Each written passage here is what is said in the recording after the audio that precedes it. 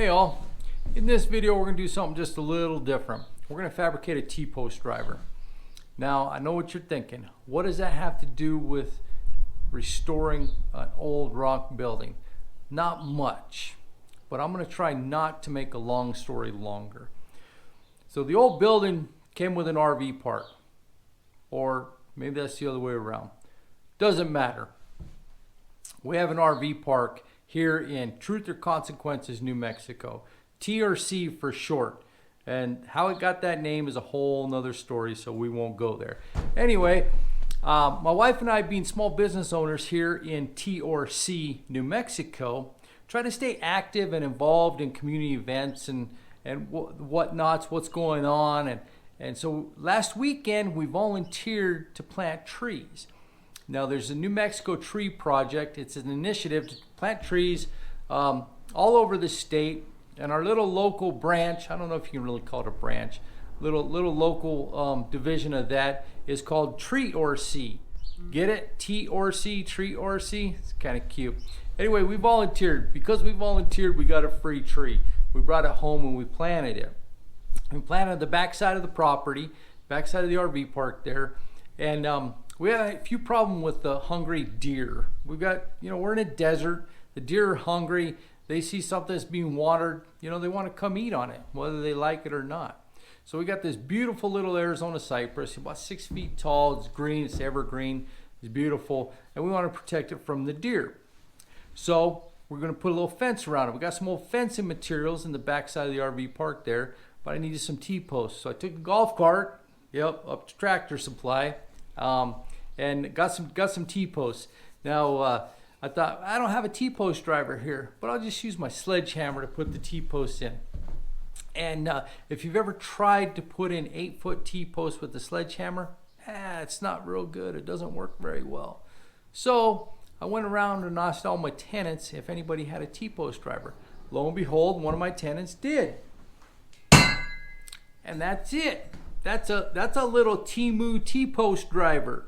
Probably weighs 4 or 5 pounds, only about 16 inches long. It's insufficient for putting an 8-foot T-post. And I've already got bad shoulders. Today they're worse. So we got the fence up, but I thought, you know what?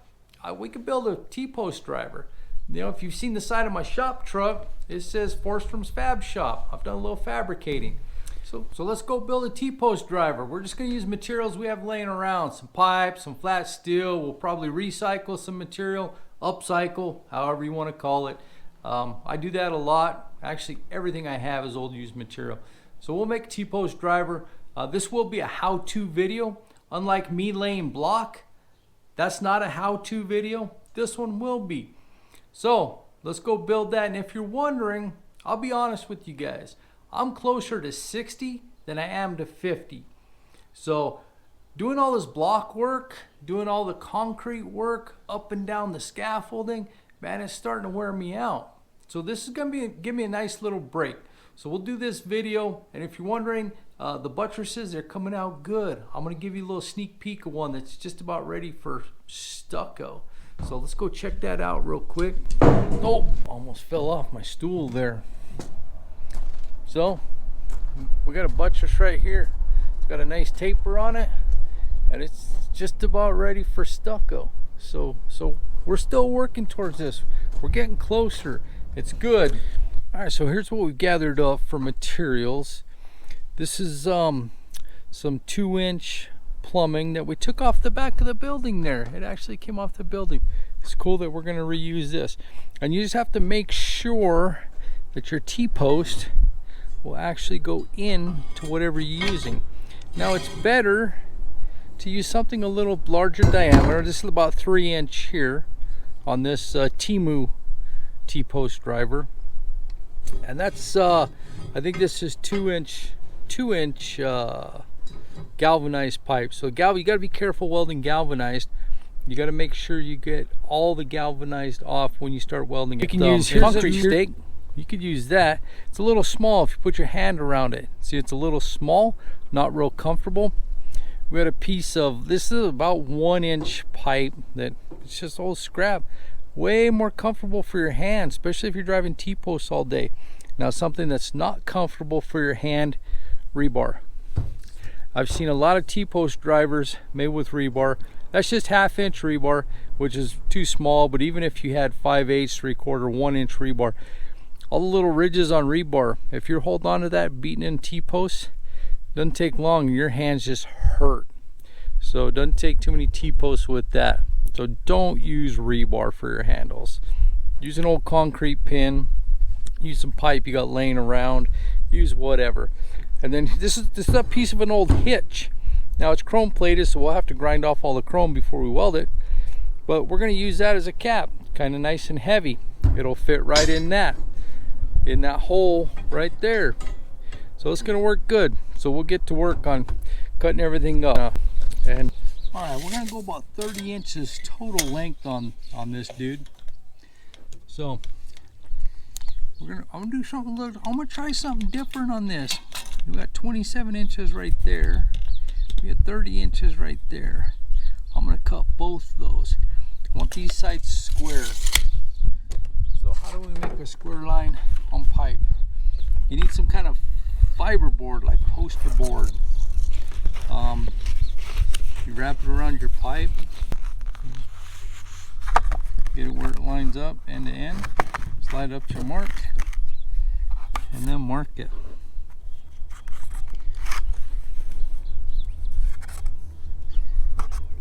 We're just going to cut this with a die grinder, so no big deal there. Okay, make sure you wear your PPE when you're doing this. Hearing protection, safety glasses, and gloves. We're going to have sparks flying everywhere.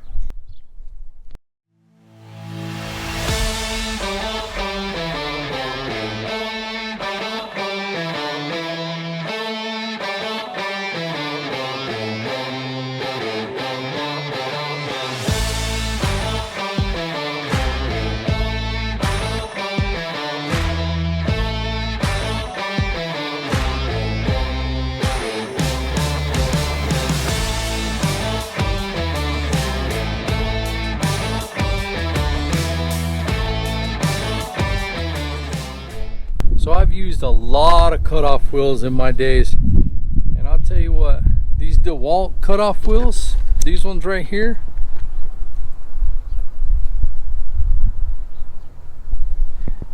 those are some of the worst cutoff wheels I've ever used. You can put one on and pretty soon, 5 seconds it's chattering and coming apart, and I don't know who's making them for DeWalt, but they suck. This is what I was talking about with these DeWalt discs. If you can see, it's all tore up right there. So not very good discs, cut off wheels. So if I was doing all this at home, I have a metal bandsaw and a chop saw. I wouldn't have to use my die grinder to cut it. So if you have those available, use those. Way better. Straighter cuts usually too. So this is how I measured out my handles. I went 4 inches, and then I went 15 inches from there, which is going to take us to 19, because 4 and 15 is 19, and then another 4 takes us to 23, and that'll be my cut line there. So that's my cut line, gives us 23 inches, that's my bend line, and that's my bend line. And that makes for a pretty good handle. If you look at that handle, the way it's going to lay in there, it's going to be pretty nice, right? And you got a lot of room to slide up and down on it. All right, well, you probably don't have a rebar bender, and that's how I actually bent my handles. Another way to do it, you'd have to put some heat to it. If you're using pipe, you could put little tabs out. Let me show you. So this is going to be my driver here, and this is going to be my handle. So I've made the one, I got to make the other one. And I guess what you could do is you could put some tabs out and then run the pipe straight down. It's just going to require more welding. You could actually cut your angles here to get this angle. Once again, take a lot more welding. So if you can bend whatever you're using for your handles, like on the teeny one here, it's bent, yeah. So it's going to make it a lot easier. But there are ways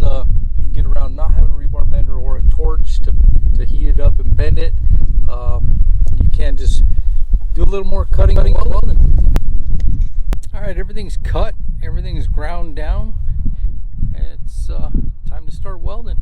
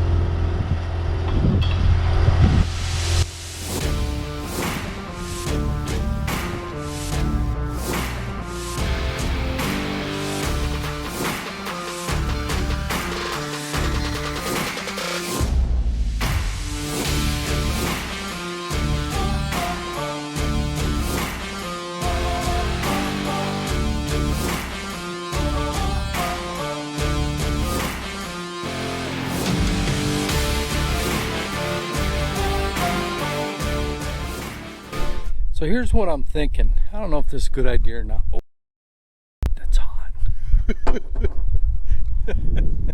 So I want to take this little piece, weld it on the end, and fill it mostly full with like BBs to make it like a dead blow hammer.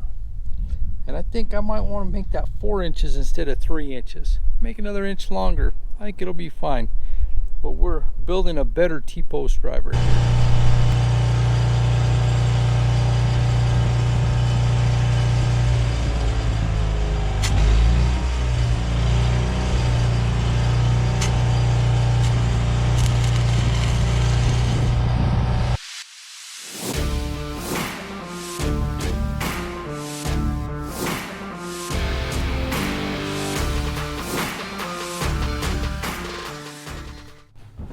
All right, well, post hole driver is all finished up. It's all welded up, it's all painted up, looks pretty good. You decide. Steel and stone fabrication post hole driver or Temu post hole driver. This one I can hardly hold up. So, drives them good, it's much better. I probably could have went over to Tractor Supply and picked one up for, I don't know what they cost anymore, I haven't even looked. 75 bucks. I spent 4 or 5 hours building this one. There's some satisfaction in that I used some stuff I just had laying around. I built it myself. It works well and it looks pretty good. So there you go. Thanks for watching, and stay tuned. We're still rolling along here. Right on.